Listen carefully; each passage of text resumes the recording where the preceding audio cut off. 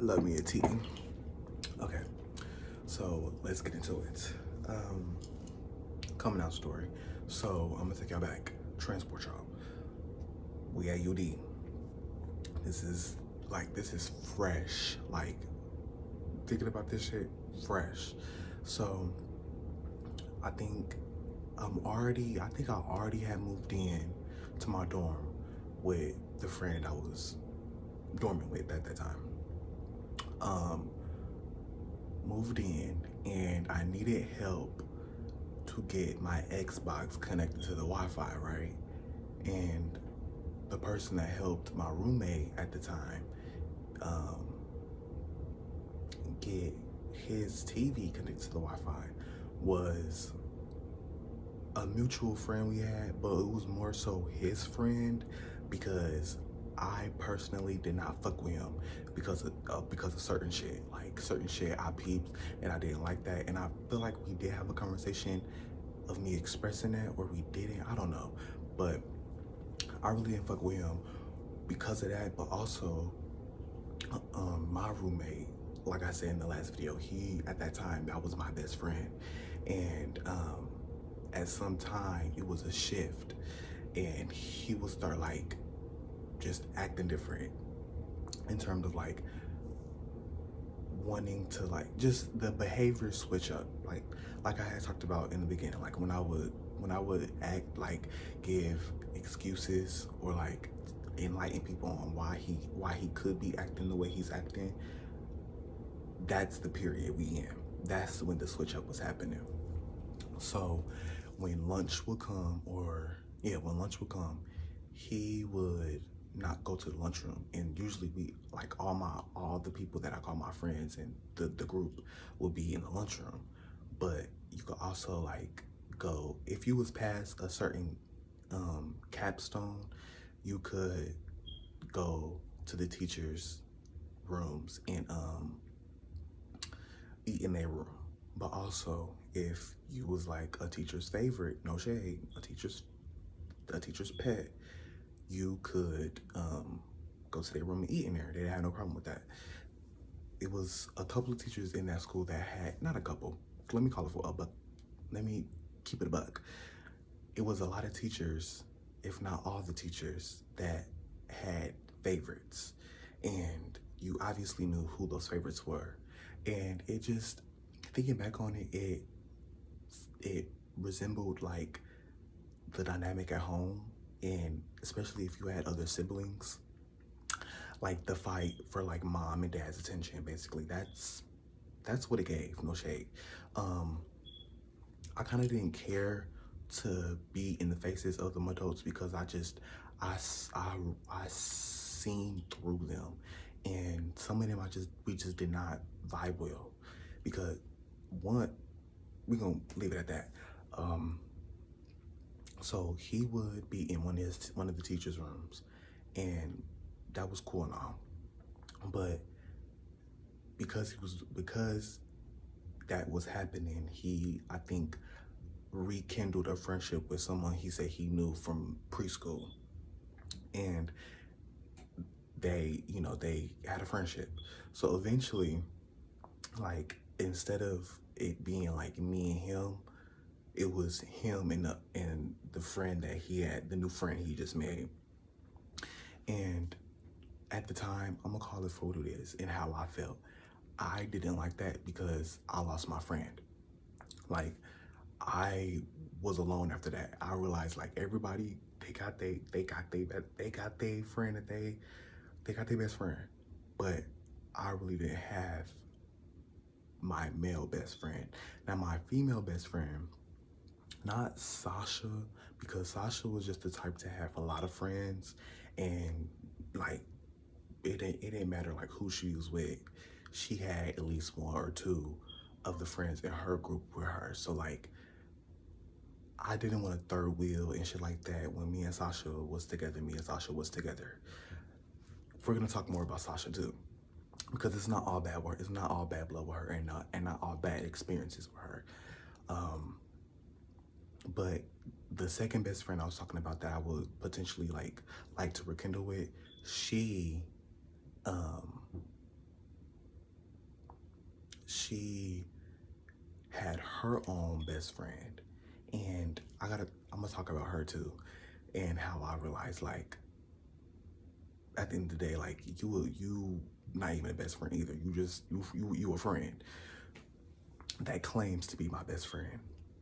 But yeah, sometimes I would hang out with them, but when it came down to it, I was really just like, I was a loner. Like, I, if I sat with people, I sat with people. If I didn't, I didn't. I really wasn't at at a certain point. I wasn't completely fazed by it, but I would like peep and see like the switch up and difference in terms of like my relationships with my friends at that time.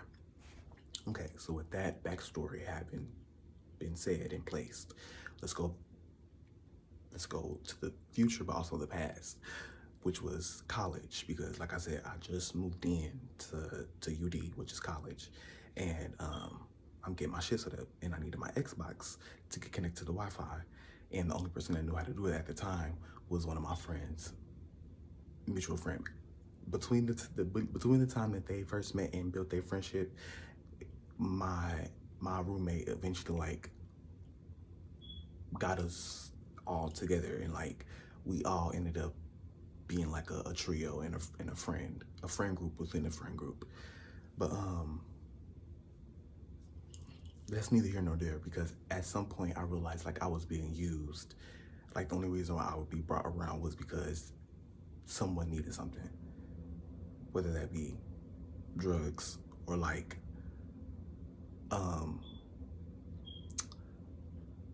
we're gonna talk about like 2 mans and 3 mans and stuff like that, because that's another thing too. But after that, we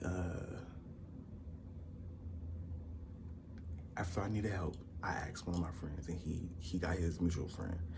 So we ended up going to get them, or they came down to our dorm room, and they was helping me out with the Wi-Fi. So he needed my phone. And thinking back on this shit, it's funny as fuck. But he needed my phone, and he needed my phone to connect the Wi-Fi to the Xbox. So I give him my phone, and I think he already did it, but he didn't let me know that he did it. So while he on my phone doing that, I'm focusing on the things. I'm trying to unpack and put this up right. I'm trying to put decorations up and stuff, put my clothes up. So I wasn't really focused on him doing anything else besides putting the Wi-Fi on my Xbox. So, I'm refilling the fear and anxiety from that situation. But he not screams, but very loudly, he like, "What is this?" And I turn around and I'm like, and I kind of already immediately knew what he had full across. So I'm like, what? So I turn around, and he's showing a picture of my ass. He like, what's this? And caked up, cheeked up, me. And I'm like, that's a picture from I had something going on. It was like a doctor picture. Like, I needed to take a picture of something on my butt for the doctor. You see what I'm saying? Trying to come up with a lie quick on my head, and that's what I came up with. And I could tell that it was some type of like disbelief, but at some point, like, I think they believed it. But I just went on ahead and was like, you know what? Fuck it. And then I went on and was like, niggas are bi. And then they was like, what? I'm like, I'm bisexual. And then they all looking at me, and they like, now mind you, it wasn't just me, my roommate, and the mutual friend. It was me, my roommate, the mutual friend, and Jerry from yeah, I think I called him Jerry. Jerry from the bench story. So I'm like, I just said that not only to my roommate, but to the mutual friend and someone I'm not even like that close with. So I'm already like regretting saying the whole thing, but that was just that. But I felt like that situation would never happen if the mutual friend wasn't snooping through my phone and just so happened to be like, you know what, I'm gonna ask him what this ass pic is. Like, to me, I always thought that shit was weird because one, why are you snooping through somebody else's phone? Now, mind you, I keyword mutual friends. So like, we friends because we friends only because of my roommate. We don't really have like a connection. Like there's nothing there. We only hang around each other if my friend brings me around, or I just so happen to be with him, or the mutual friend come around us. Like that was how that was. So I just found it weird that he would do something like that when we not even cool like that. So that was a big thing, and that also played a role into how I felt very uncomfortable and felt like very outcasted and just like very much like I'm in a place full of ops basically. But I understand this and am going to take accountability that I had a role to play in that myself, because my thoughts definitely did get like more negative and more low vibrational after that whole situation. So that was that with the coming out story. Like I was kind of like pressured to come out more so by myself, but like because of the situation, I didn't want to just lie and them bitches looking at me like, oh yeah, this bitch a liar. I might as well just come out and tell my truth and let that be that. And that's the thing. Prior to me even saying that, no one had an inkling that I was bisexual, because the ending of my senior year, I was experimenting. Like that was my like vicarious phase. And by time I graduated high school, I wanted to like make sure that I was out, or like, you know, just living in my truth, stepping in my truth by the time I went to college, because it's college, you know, like that's typically around the time like the gays do that. So that's what I wanted to do. But it was more so like, if anything, I'm gonna give spirit the benefit. I'm gonna give spirit I'm gonna blame spirit, but not in a bad way. Like at the end of the day, it was for a reason why that happened. But the thing is, I had a dream about that whole situation happening. So it was more so confirmation. Like it didn't happen exactly how the dream happened, but there were definitely similarities, because as I'm like putting stuff away and cleaning up and everything, I'm having deja vu. And I clearly was aware, like I dreamed this literally like the night prior, or a week ago. Like I remember it. That's why I was having deja vu. So and also that was like the first, I probably can like think about and think back on it, but right now I feel like that was the first occurrence of like my spiritual abilities. I just wasn't aware that that's what that was. Like when I used to have actually I'm lying, because I had deja vu a lot when I was in high school, and I didn't know that it was alignment or anything like that, especially after I started smoking weed so heavily. I just had a lot of like dreams, and then when I go to school or, you know, get up the next day, I'm having deja vu because I already dreamed what was happening basically. So yeah.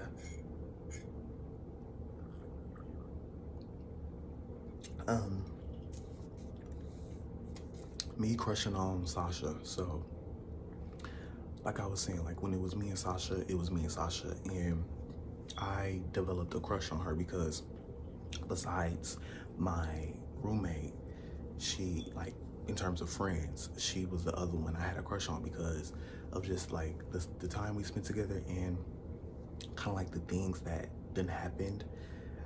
Um, so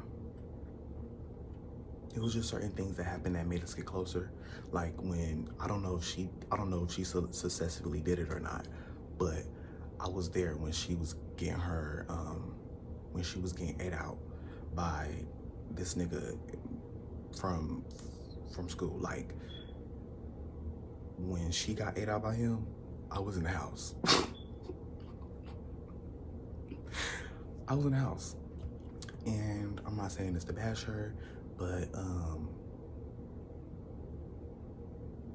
like that's the fucking truth. But and I know it's like, oh, you're telling her experiences and her shit. It's mine as well, cause I was there. So that's neither here nor there. I actually insisted that I go with her so that nothing bad happened, and that I walk with her and walk her home after the fact so that she has someone with her. Like, I'm not shaming you for having, fellatio or like doing anything sexual, because at that time I was doing my sexual shit too. But I wanted to be a friend, and I did. So yeah. Yeah. Because of that, I feel like we got closer.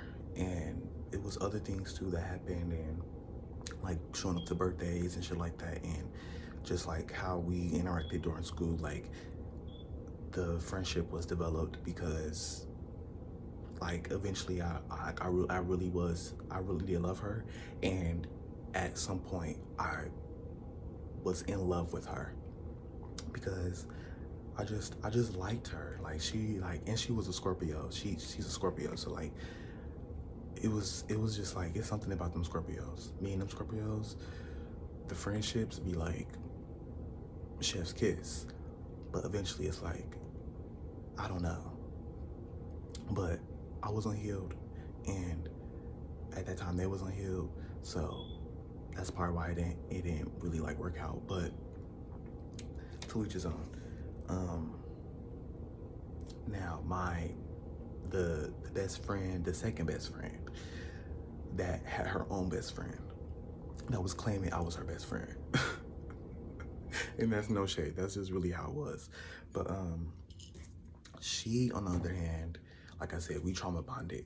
So like we built a relationship based off the shared experiences with Sasha. But also prior to that, we always were like cool. Like I wouldn't call her a friend because we didn't have like deep conversations and shit until the shit with Sasha happened. But prior to that, we would like have laughs and kiki and shit like that.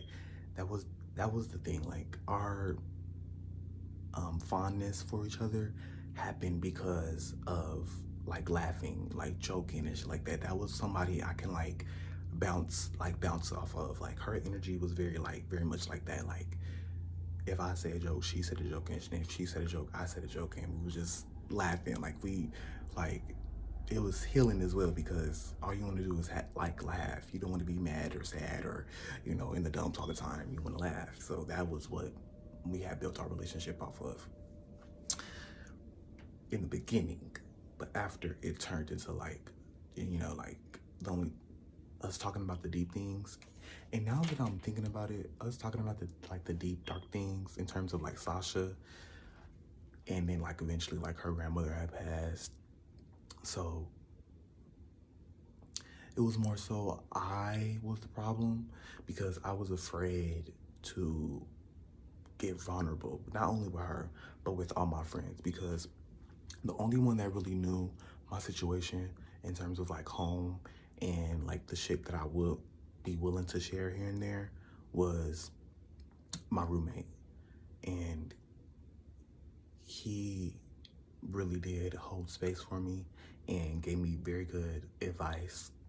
Like, he was very wise, honestly, and at a young age, like, crazy. But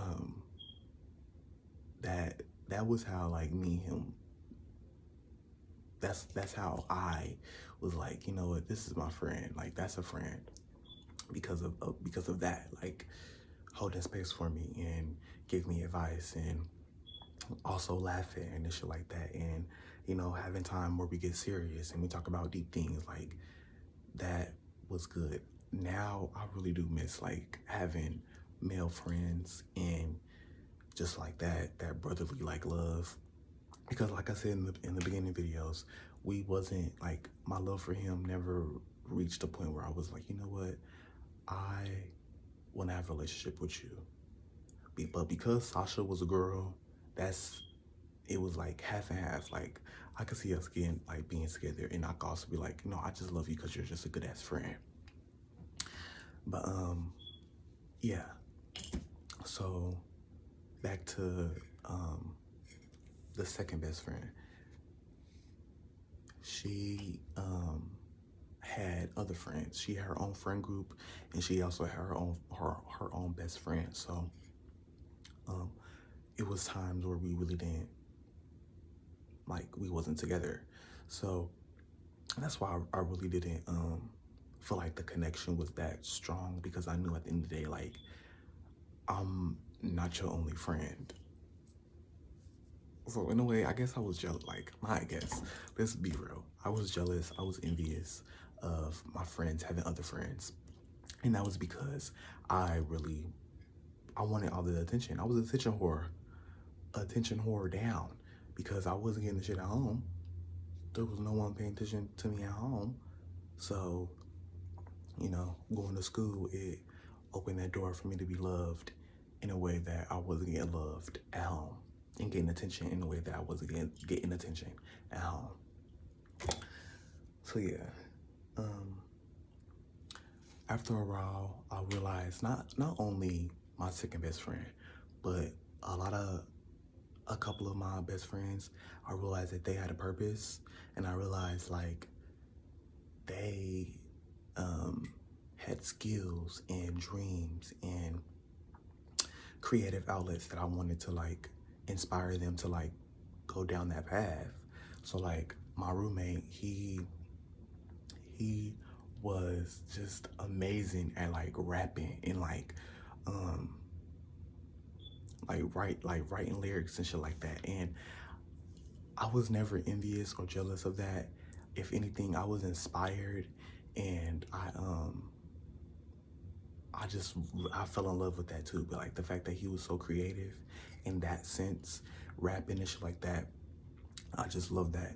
I was in a couple of his little rapping videos that he'll post on social media, or I was behind the camera recording him, or like I was just there. You see what I'm saying? And also too, like, it was times where he would rap in front of, like, the masses, and I was the one in the back doing the beats and shit like that, giving him a beat to rap to. So, like, I was, like, encouraging my friend to do what he loved and do what I love to see him do. You see what I'm saying? But I never received that energy back from him. Never. Never. And at that time, I was drawing here and there, but I also wasn't, like, pouring into my creativity like he was at that time. So, like, I could see why he wasn't, but because I was giving so much of myself out, that's why I really wasn't able to focus on what I had going on in terms of my creativity.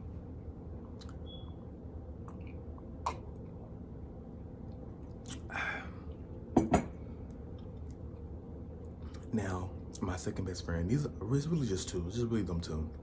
My second best friend, after I ended things, even before then, like, we was talking while she was going to school, because I had dropped out, but she was still going to school. And like, just the time that I would talk to her, she was really like doing her thing in college, like, and still is. Like, I don't follow her now. I unfollowed her recently because it's like, I'm just trying to open that door to new people, and it's like we following each other and we not saying nothing, we not interacting. So it's just like, let's just stop keeping tabs on each other and let me rip that band-aid off. But in the past, I was still following her because, like, I just love seeing her continue going on this path. Like, behind closed doors, I was not behind closed doors, but I, just praying, prosperity and abundance and her finishing school over her life. Like, just still sending her positive love and energy. Like, that's where that came from. And I knew that she had a purpose to embody in her journey to walk down just like I did. And whether that meant us being together or not, but at that time us not being together, but I just knew that I was going to support her and love her from afar. The next thing I would like to talk about is Grindr and dating apps. So, I told y'all about me experimenting, and in that experimenting phase, I was on dating apps, and specifically Grindr. And at first it was Grindr, but before that it was social media. I was the people I was meeting with and like getting in like situationships with was off of like Snapchat. In terms of the girls, and I'm gonna get into this because this is one of my points. Actually, it's the next one, but girls and boys but mainly just the girls. It was always social media, nowhere else, no dating apps, no nothing. Social media or in person, like at school or something like that, or like outside playing outside with other kids like that. But in terms of the guys, it was dating apps and social media, but it started on social media at first. Also like Tinder. Yeah, Tinder. That was another one. But it was Grindr and Tinder when I first started. And I just should never been on them apps. Grindr especially because it's just a lot of bad, like, excuse me. It's just a lot of bad, like, excuse me. It's a bad, like, it's bad experiences and horrific stories that people done went through, and just a lot of negative stigma when it comes to Grindr, and as it should, no shade. That app, yeah. But the whole reason why I was on the app was for attention. Any app, honestly, like the likes, the clicks, the swipe lefts, the swipe rights and stuff like that. Like, it was the attention I was seeking, and I got it, but that's like instant. You see what I'm saying? That it's fleeting. Like, it's not gonna last. It's not gonna sustain me, which was why I had such a long battle with it. But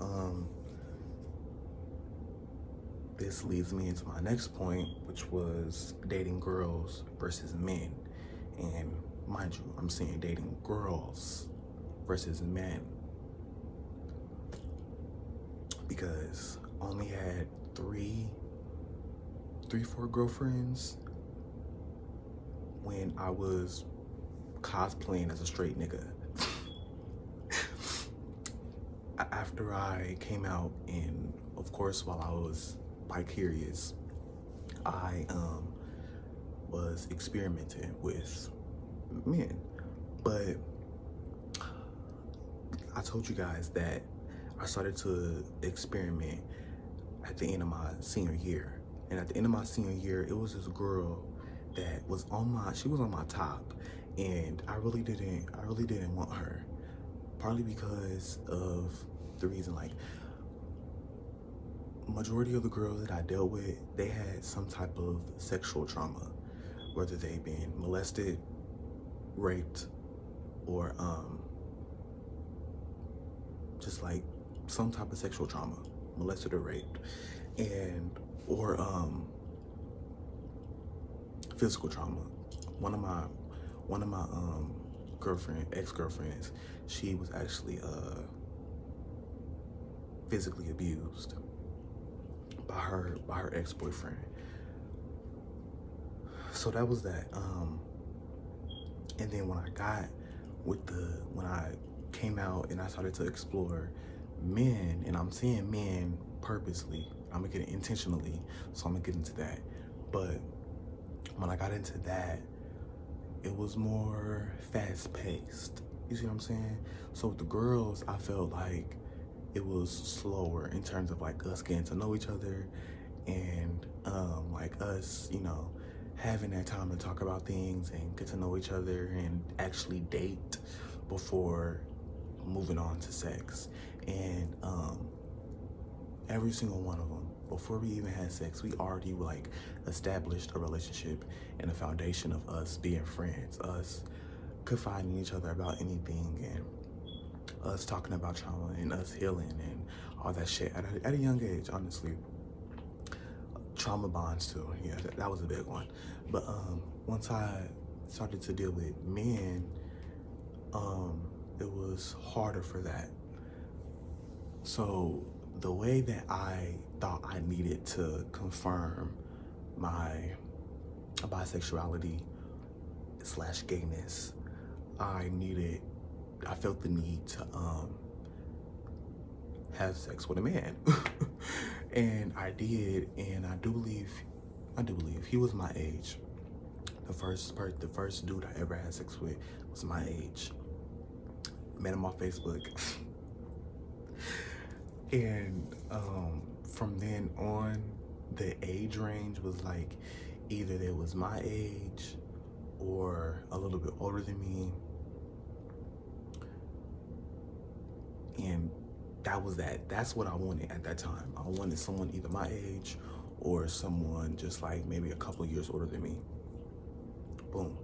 So it was a lot of different suitors between the first dude I messed with and body number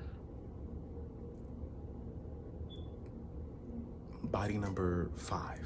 Now,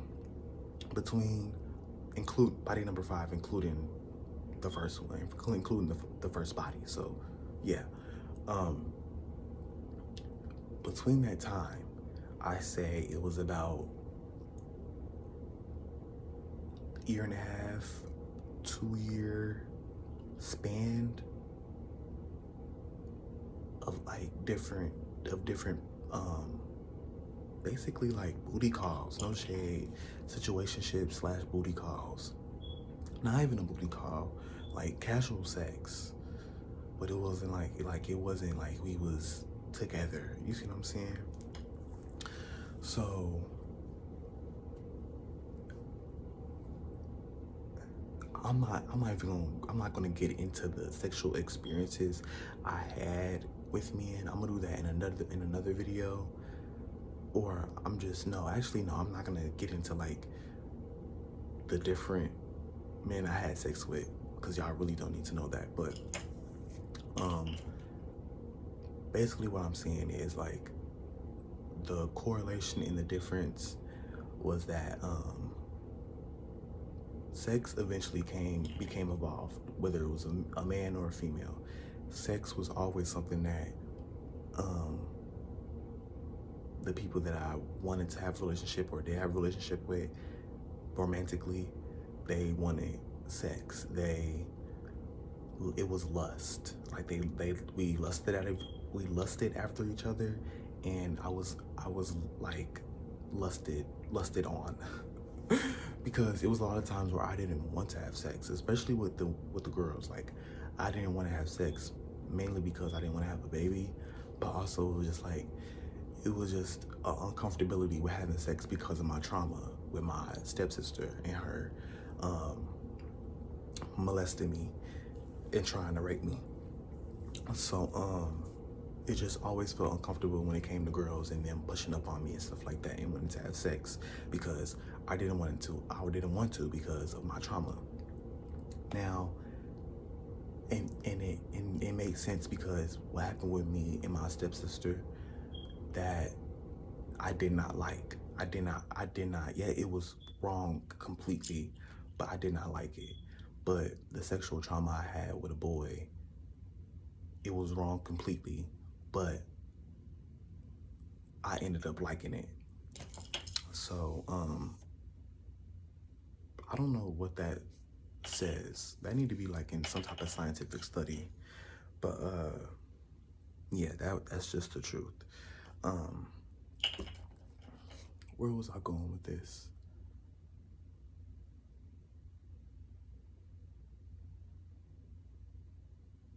So after a while, in terms of body number 1 and body number 5, I like all of those were situationships. We would find each other on some type of social media app and or Tinder and or Grinder and link up. We either would go on a date first and then have sex, or just have sex and then the dating happened after. Now, after a while, I started to become more hurt because of just the situationships. And now I was like, you know what? As a way to reclaim my power, I went on a sexual conquest. Not just fucking anybody and everybody, but like it was more so like I don't even want. It was casual sex. Like I don't want to build a relationship or a bond because I know where that got me. You see what I'm saying? Now I just want to link up, do the do, and whether or not you want something, I'm not really looking for that. You see what I'm saying? But depending on who that person was and how good the sex was, that would determine for me whether or not I wanted to continue and push through that. But after body number 5, it was more so like hookups, like get like an itch getting scratched. So between the next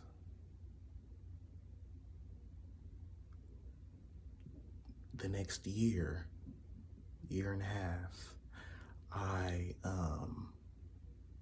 was just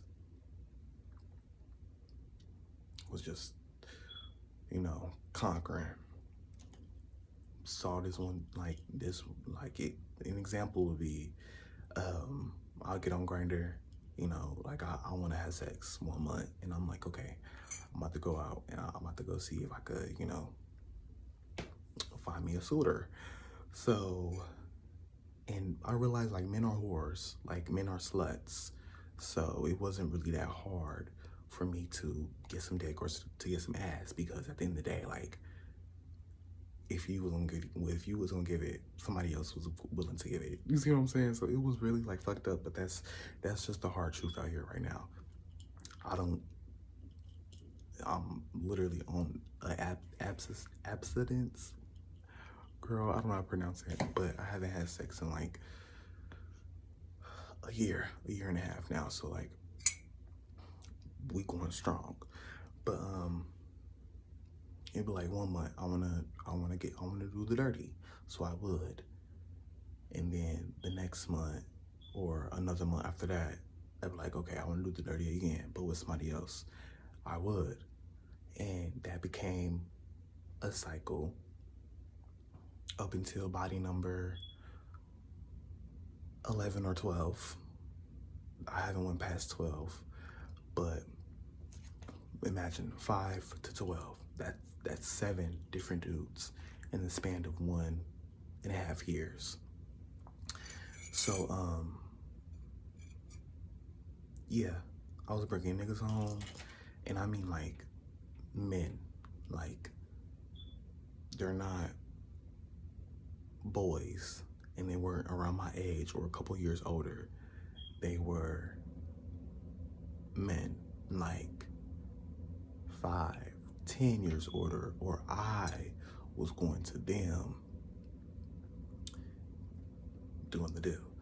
And looking back on it, the men, like me seeking out older men, stems from my trauma, because the experience I had with the boy that molested me, he was older. So it was all subconscious. Like, I didn't know any better, but I knew better. You see what I'm saying? Like, I wasn't aware of what I was doing and where it was stemming from, but subconsciously I knew where it was stemming from and shit like that.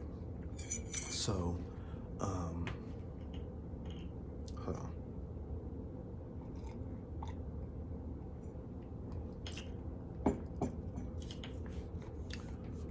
So yeah, and then eventually, like, between 5 and 12, I met the dude that ended up giving me HIV and not telling me that he was HIV positive and everything. So I was definitely targeted, you know, and because I didn't find out until after the fact, because like I said, it's just like a hit it and quit it. Like, that's gay culture. Like, that's gay culture. That's a part of gay culture. That's a piece of gay culture. So, and just fast relationships, and like, that's why the term gay years, that shit is real. So, yeah,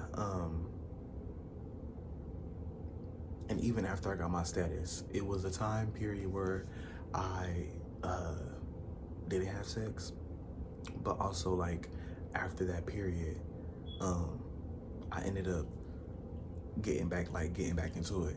And of course, I didn't have sex with anybody I didn't already tell my status to, but, or, you know, like, at the end of the day, they knew. But, yeah, like, went to 5 to 12, and that's not bad at all, but it's bad in the sense that I gave a piece of myself to 12 other people. 12 other people were inside of me. And I was in 12 other people as well. So imagine the amount of work in terms of, like, spiritually, emotionally, physically, mentally, that I had to do to cleanse myself of that energy and the energy I done picked up, and claim and call my power back. So, yeah. I might do another video just diving deeper into some of these things. Like I said, I'm gonna rewatch the video anyways and write down notes, because it might be a part 4, but we're almost done. So back to high school. So it was a counselor in high school, and we're gonna give him the name Handsome Squidward. And Handsome Squidward, he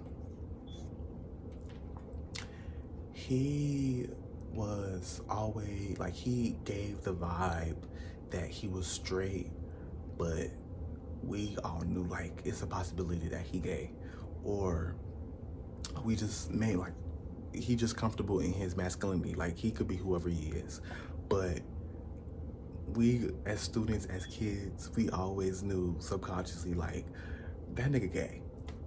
But he had a teacher, a female teacher, that he was, like, cool with, or, like, used to, like,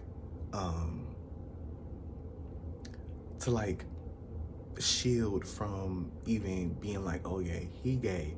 Like, but it's like, how could he be gay when he fucking with that teacher? Or it's a possibility that he could be fucking with that teacher. You see what I'm saying? So he was using her, I forgot, I don't know what the word is, but he was using her as, like, a shield, basically.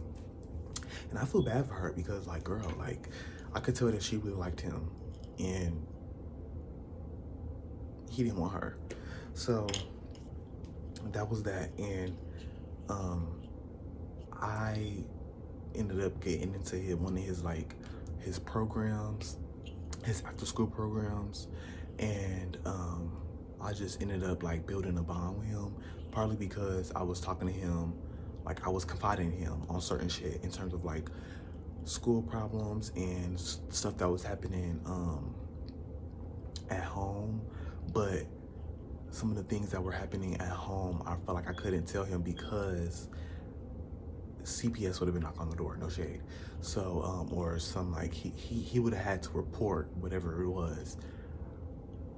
I would have told him if it was like that severe. But he was just like always very shady and combative, and he always tried to make me see things from his point of view. And it was just a lot of things I didn't agree on with him. And after a while, like I just couldn't trust getting advice from him and believing that advice and applying that advice. Even though he was a counselor and had his degrees and stuff on the wall, I personally feel like he was not qualified to be a counselor, because this was the first thing. And this brings me to something that I'm working on. But I would confide in him, and it would be certain moments where he would like laugh, or like he would be smirking or smiling, and it's like, I just farted, I know, excuse me. But he would like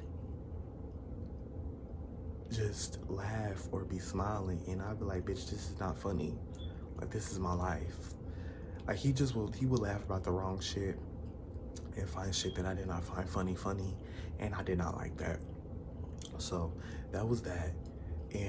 But it was a specific encounter that let me know his tea, but also just like I said in the beginning, like I think it was either the part 2 or part 1, where I was like, I would never respect him because of this.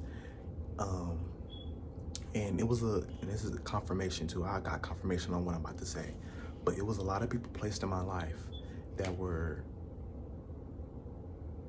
getting told by God what to like say or how to help me out or what to do when it came to me, and they didn't listen. They listened to their ego.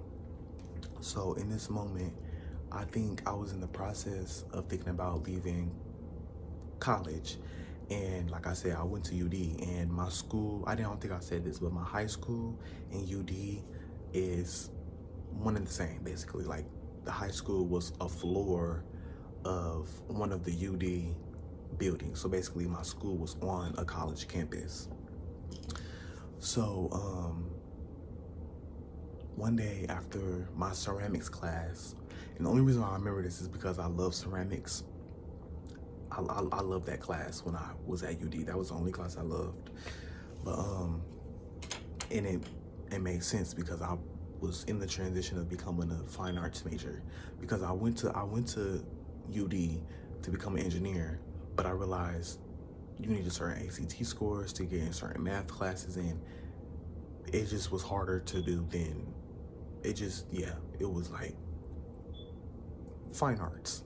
So after a while, I went up to my high school to just see the teachers and whatnot and see the new renovations, because the school was getting renovated by the time I had already left, or while I was leaving, it was already constructing and stuff there. Yeah, they was already doing phases. So I went to go see the new phases that had opened, and I saw the counselor, and so we talked and everything, and come to find out, he found out that I was bisexual. So that meant some students was coming to him telling him something, or maybe I told him, I don't really remember, but what I do remember is feeling like surprised or like just gagging at the fact that he knew that I was, you know, dibbling and dabbling basically. So he ended up like in his own way telling me like, yeah, like you should he was the first person to ever mention prep. And just like he wasn't listening to God in his ear, I wasn't listening to God speaking to me right then and there, because God was letting me know, or my highest self sending a message like, babe, you need to go get on this because in the future it's gonna help you out. But I did not, because like I said, I didn't trust any advice or anything that bitch had to say because of how he made me feel. So he mentioned like, yeah, you should look into prep. And I'm like, okay. And I searched prep up after having that conversation with him. It was other things said, but I don't remember. That's the only thing I remember. But after I searched it up, and I'm like, oh. And then that was confirmation, like, oh yeah, bitch, you're gay. Gay on the low. Gay on the low. But also, it probably wasn't on the low. He probably just didn't want the students or people to know about it, and rightfully so. Like, it's not, it shouldn't have to be or needed to be broadcasted because people being straight isn't broadcasted, but it is propaganda, so it is broadcasted. So I mean, I see why people do come out if they want and choose to come out, but I just couldn't respect that because it's like he really, like, I had to put two and two together to be like, oh, this is what he was talking about. And it wasn't really like him being able to like be a mentor or someone that I can come to after to be like, you know what, I have questions about gay sex or just gay people in general. It was more so like sliding a note under the door, and the note coming from an anonymous person, like it was an anonymous tip. So yeah, it's like a bittersweet thing with that. I realized that people stayed the same, and I mentioned that in part 2. Like, some people, people are all on their different journeys, and some people excel quicker and faster than others, and some people, they, like, we're all different, and we like to do different things, but we also do have similarities. But I realized that at some point when I was changing and wanted to change and wanting to grow and then actually doing those things, I realized like they just seem the same. Like, they just give the same, or they're not doing anything at all. So that's all I wanted to say. I mean, I mentioned that in part 2 too, so 222. So I wrote a question, was I jealous of any of my friends? And I think I did hit on that. I wasn't necessarily jealous of my friends. I was jealous of the fact that my friends had other friends. And like I already had went through that. Like, I already had like explained why and where that stems from. Competition versus jealousy. I think that's why I wrote that question. So it really wasn't jealousy. It was more so competition. But the only reason why I feel like I needed to compete was because of the school that I went to. They wanted you to be the best of the best, and they set it up to where you had to be the best, unless you had to be the best to get like admiration and acknowledgement and awards and, you know, different opportunities. Like, you didn't, like, if you was good, and I mean good like in all aspects, with the schoolwork and in class, behavior wise, and at home and shit like that. Like, if you was good, then you would get recommended for certain like excursions. Like, I went on multiple different trips because of like who I was and how good I was. Like, I got the opportunity to go to Guatemala, and then I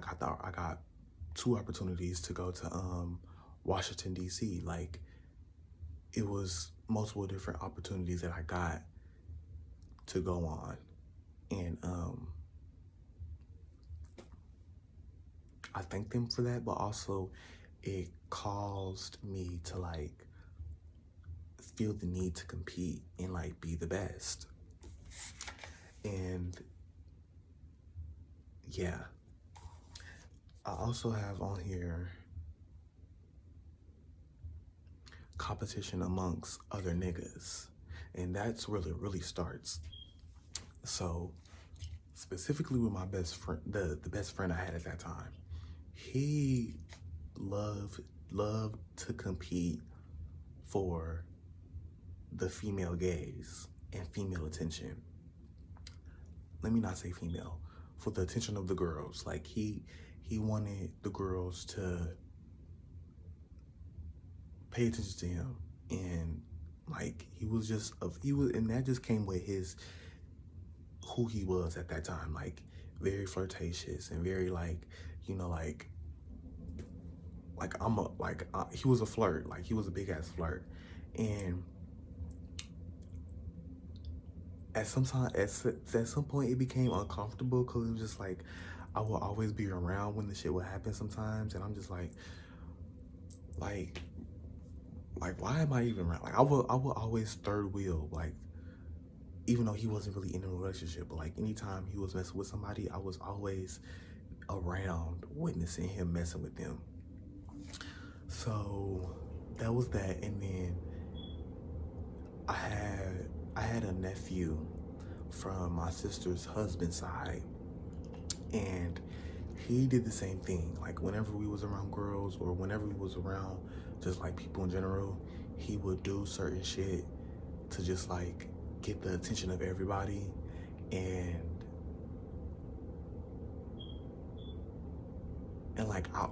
I would just be there. I would just be there.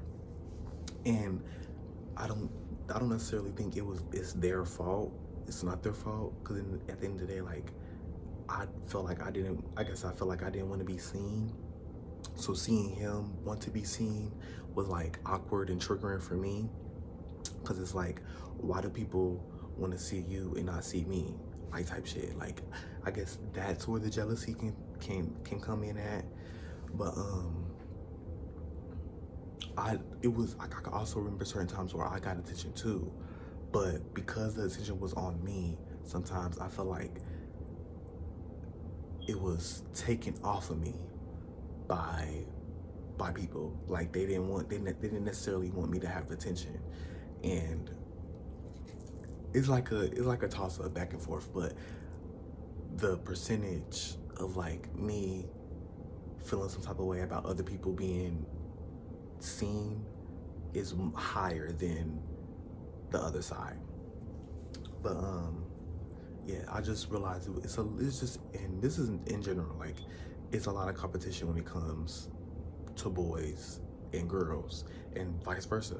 It'd be competition with the girls when it comes to the boys. It just looks different. And it's a lot of like puffing the chest, like how the male birds do to like get the attention of the girls. Like that's kind of how it is with males. But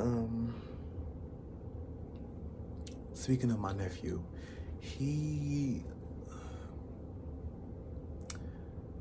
it's just a lot of shit there, like a lot of like laughs and love, and like me giving out a lot of energy, and me being like that was the first person that was my first friend, like for real. But that was my first like representation of like what it takes for me to like not only want to be your friend and give you myself, but it was my first representation of how hard and how big my love is. Because I remember like always whenever we went to the store as kids to go get something from the store, I had enough to get him something too. Or whenever we was doing this or doing that, he was with me too. Like it's always I including him and he was way more creative than I was. Like, I remember us songwriting and like dreaming together and stuff like that. And later on in life, I did have other friends that I dreamed with, but he was just one of those ones where I was dreaming either the same dreams or, you know, dreams like I was somebody I can dream with, somebody I can talk to my dreams about and share my creativity with. But at some point I fell out of that. But he always had that because he he's a singer, and he write music, and right now I do believe he's a producer. So like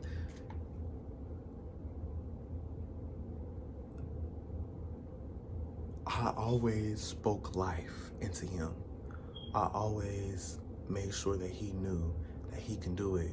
But I wasn't the only one speaking life into him because of like how much work he had already out and the quality of the work. Like, he is very talented, and like I know bits and pieces of his story. So like that's why I was going so hard in terms of like speaking life into him and letting him know, like, bro, you can do this and I can see this going far. Like, I can see you on that stage. I can see you making albums and shit like that.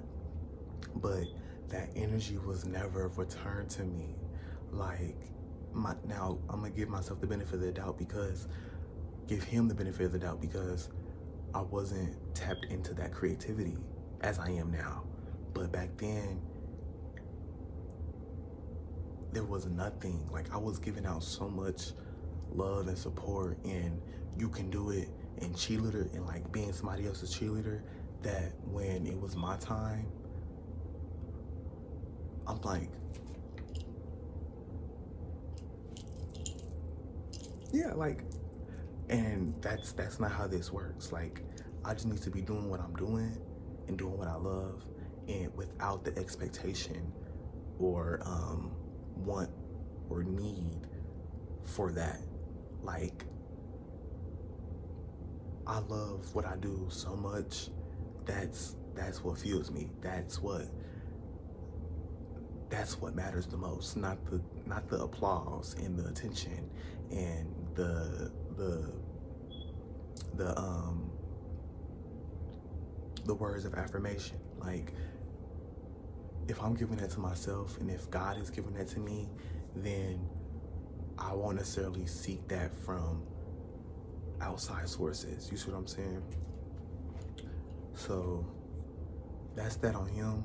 I am gonna bring him up in part 4 because it's deeper stuff that I want to talk about, specifically child on child, sexual assault. I think that's what that is.